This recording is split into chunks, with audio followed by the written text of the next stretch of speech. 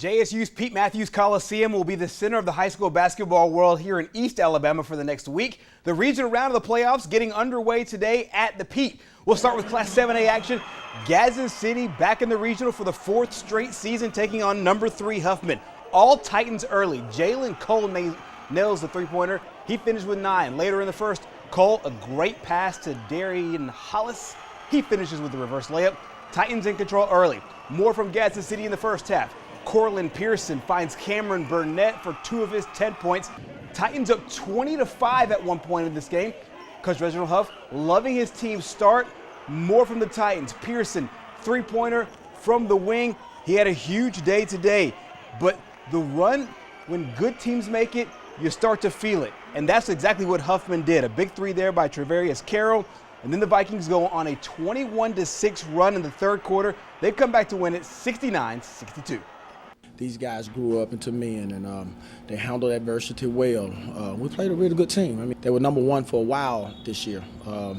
Very good team. I thought we had a good game plan, but we didn't account for the turnovers and the transition buckets that we gave up. And, you know, that's part of the game. We got to complete it. Gadsden's a well-coached team. They have some great athletes. They shot the ball well the first half.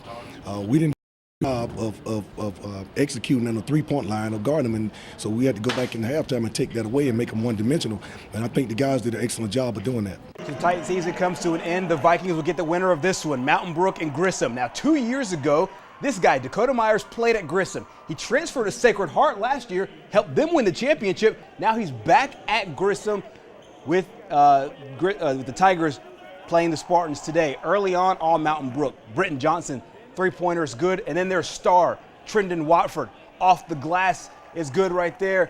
He had a team-high 16. Spartans up 9 in the second quarter, but the Tigers make a run. Xavier Griffin, three-pointer from the wing is good. More from Grissom. Philip DeRosier drains the three-pointer from the wing. Tigers cut it all the way down to 5 at one point in that first half, but the Spartans just made too many plays in the second half. They outscored the Tigers 29-17 in the final 2 frames. Mountain Brook wins 54-37. We've had 13 guys who can all contribute, and so, you know, you see the stars here that get interviewed, but a lot of times they are stars because of someone who came in and contributed and in some way that maybe fatigued the other team and they were able to shine. And so I think you saw that here today with a lot of guys giving a lot of great effort the first half. So this is what the 7A boys will look like. Huffman, number 3 in the state, will take on Mountain Brook, number 1 in the state, for the regional semifinal. This is just for the chance to go to Birmingham. Should be a great one. That is set for Tuesday at 10:45 over at JSU's Pete Matthews Coliseum. No local teams on the girls' side of the bracket. We'll show you the scores anyways. Huffman knocked out Hewitt-Trussville. Hewitt-Trussville, one of the best teams in the state. They're now done. Huffman moves on, as does Spain Park, who beat Grissom. So that girls' final will start right before the boys' final Tuesday at 9 a.m. The evening session features the Class 1A girls, a pair of Cherokee County rivals hooking up. Number 1, Spring Garden and Cedar Bluff, 4th time they've met this year. Things were tight early on for the familiar foes. Tiana Rogers, nice finish from Kirsten Bryant. Gets the 2-pointer to go there. Lady Tigers respond. Alexis Smith would fight right through the defense, gets the jumper to fall. Tight game early, but the story of the first half was Spring Garden's Kirsten Bryant. Deadly from downtown. The senior hit 4 3-pointers in the first half alone, 5 for the game. 15 points, started to create the difference that Spring Garden needed. They led at 28-14 at the half.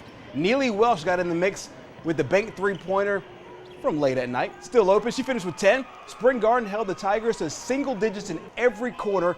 Tiana Rogers led all scorers with 17. Spring Garden wins big, 50-26.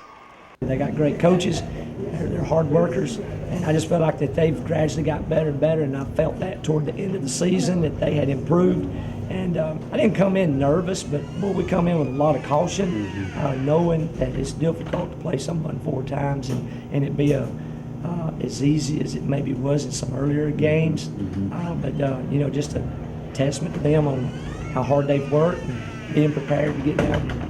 So Spring Garden is now into the championship round, 4 quarters away from going back to Birmingham. You might remember last year they lost in a heartbreaker to R.A. Hubbard, so hopefully they'll be able to do it again. They will play Skyline, who beat Decatur Heritage. Final score in that one, 61-55. The 1A girls final set for Monday night at 6:15. Meanwhile, on the boys' side, number 2 Decatur Heritage beat Skyline 57-39. And in the late game tonight, Sacred Heart, number 1 in the state, had all they could handle with Cedar Bluff. They pulled away late, but this score is not indicative of the way this game played out. Cardinals get the win, 74-63. We talked about that 7A final being great. How about this 1A final? Number 1 in the state versus number 2 in the state just to get to Birmingham. Northeast Regional has a lot of great teams. That 1A boys final is set for Monday at 8:15, Pete Matthews Coliseum.